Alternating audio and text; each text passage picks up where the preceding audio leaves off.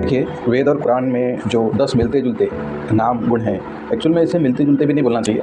जैसा है वैसे का वैसा ही है, चीज़ें नई नहीं हैं, वही है जो वैदिक काल में थी, वही आज कुरान के रूप में, वैदिक रूप में हमारे को सामने मिली है। अब इसका प्रमाण हमारे सामने आना चाहिए, वो ये है कि वेद में जो है सर्वव्यापी ईश्वर क्या है, सर्वोच्च सत्ता है। एक ही ईश्वर है जो सर्वोच्च सत्ता है, उसी का नाम वेद में ब्रह्म है, सर्वव्यापक अनंत है, और वही एक अल्लाह है, एकमात्र सबका मालिक है, सबका स्वामी है। ठीक है, इसमें कोई दो राय नहीं है, ये एक ही राय है, यही सत्य है। मनुष्य उस एक असली ईश्वर को नहीं पहचानता, इसलिए भटका हुआ है, उसके अनेक रूप बना के वो खुद भ्रमित हो चुका है कई सालों में। दूसरा नंबर पे है, क्या ईश्वर और अल्लाह एक है? देखिए, यहाँ पर ईश्वर का जो भावार्थ है वो ये है कि सब कुछ करने में सामर्थ्य जो है वो ईश्वर है, और अल कादिर यानी उसका जो खुदा का यानी अल्लाह का जो ऐसे 99 नाम बताए गए कुरान में, हदीसों में, उससे ज़्यादा है, और वेदों में भी 100 नाम बताए गए हैं और उससे ज़्यादा है। लेकिन वो मुख्य नाम ये है जो हम आपके सामने 10 नाम रखेंगे, जो उसके गुणों के आधार पर है। ईश्वर के गुण 2 गुण हैं, सगुण और निर्गुण। तो ईश्वर सर्वशक्तिमान नियंत्रक है, यानी सारे संसार का जो जितना भी है वो सामर्थ्य रखता है, सब कुछ शक्ति रखने वाला है, सामर्थ्य रखने वाला है, अल कादिर, हर चीज़ पे सक्षम है। सर्वज्ञ है, सर्वज्ञ यानी प्रज्ञ यानी सब कुछ जानने वाला है, हर चीज़ का संपूर्ण ज्ञान किसको है? अल अलीम यानी ईश्वर को ही हर चीज़ का ज्ञान है। चौथे नंबर पे हम देखेंगे कि ईश्वर क्या है? अत्यंत दयालु है, कृपालु है, इसलिए उसको क्या बोलते हैं? अर्रहमान। तो अर्रहमान ये कुरान का शब्द है, ये अरबी वर्ड है, और इसी अरबी वर्ड को संस्कृत में दयालु, कृपालु या अत्यंत दयालु हिंदी में ये कहते हैं। तो अर्थ एक ही है, शब्द भाषाओं के आधार पर अलग अलग है। तो भाषाओं का संसार में झगड़ा जो चल रहा है वो भाषाओं के आधार पर चल रहा है, क्योंकि भाषा एक दूसरी बात ये भी होती है कि भाषाओं के कारण क्या होता है? वर्चस्व की प्राप्ति होती है।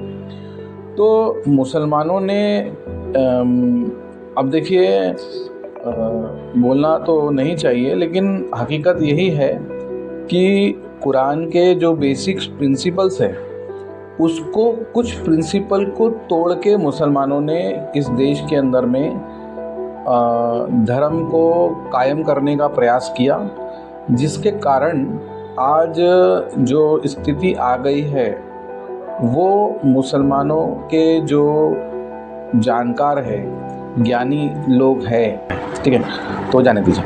तो आगे हम बढ़ते हैं। हमको सत्य को प्राप्त करना है, हमारा किसी से द्वेष नहीं, किसी से मतभेद नहीं, लेकिन सच्चाई आना ज़रूरी है। और दूसरी तरफ देखा जाए ना कि जो हिंदूवादी विद्वान ज्ञानी हैं, उन्होंने भी सत्य को छुपाया, सत्य को लोगों तक नहीं पहुंचाया, ये उन्होंने महापाप किया, और उधर से भी महापाप हुआ, इधर से भी महापाप हुआ। तो इन महापापियों के चक्कर में ना पड़ के हम अपने पाप से मुक्त हो जाए, ये सबसे महत्वपूर्ण बात है।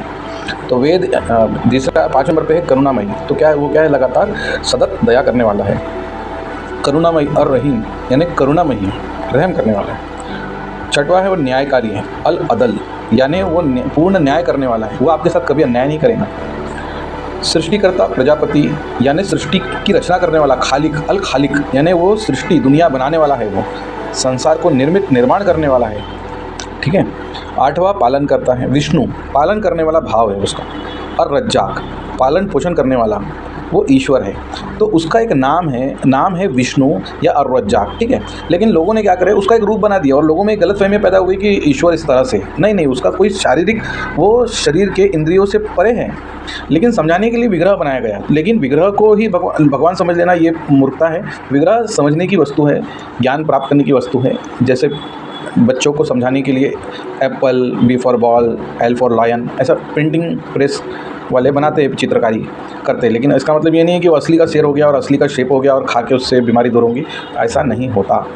तो ये एक बात है। तो असल बात है कि उस ईश्वर के गुणों से उसको पहचानना, ठीक है। तो अविनाशी है 90 नंबर पे, यानी अजन्मा, अविनाशी जिसका नाश नहीं होने वाला, असमद यानी जो स्वयं पर निर्भर, न जन्म है न उसकी न मृत्यु होती है, ईश्वर इस प्रकार है। 10वां है सर्वव्यापक है, विराट है, व्यापक है। अलवासी, वासी यानी हर जगह मौजूद है, सर्वव्यापी है, सब जगह है वो, जहाँ आप हो वो वहाँ मौजूद है। ठीक है, तो ये सर्वव्यापी व्यापक विराट व्यक्ति, ये ईश्वर का एक गुण है जो सर्वव्यापी है। आप अंधेरे में चले जाओ, उजाले में चले जाओ, दुनिया के किसी कोने में चले जाओ, वो वहाँ पर भी मौजूद है, उपलब्ध है। तो ये मैंने आपको 10 उसके ईश्वर के गुण बताए हैं केवल, जो कि वेद में और कुरान में समान रूप से मौजूद है, उपलब्ध है। तो धर्म अलग नहीं है, धर्म एक ही है। लोगों के अंदर में अज्ञानता है, समस्या ये है, और वो अज्ञानता ने लोगों को बांट के रख दिया है। और अज्ञानी आपस में लड़ते हैं, ज्ञानी आपस में नहीं लड़ते, क्योंकि ज्ञान तो एक ही है, धर्म तो एक ही है। तो इस तरह से आगे ये सब चीज़ जानने के लिए आप हमारे चैनल को सब्सक्राइब कर लीजिए। समय समय पर ये ज्ञान लेते रहिए, क्योंकि यही ऐसा ज्ञान है जो आपको मोक्ष की प्राप्ति कराएगा, जो आपको नरक से बचाएगा, जो आपके मन शांति की प्राप्ति होगी। आपको हर दुख, दर्द, तकलीफ, संताप और आप जो भी जीवन जी रहे हो, ये एक क्षणिक जीवन है। इस क्षणिक जीवन में आपको राहत देने का, आपको सांत्वना देने का, आपको आपके दुखों से पार करने का यही एक ऐसा माध्यम है, दूसरा और कोई माध्यम नहीं है। बाकी सब जो है यही एक सशक्त ज्ञान है। बाकी आप जैसे जैसे ज्ञान प्राप्त करेंगे वैसे वैसे चीज़ें समझ में आती जाएंगी। धन्यवाद।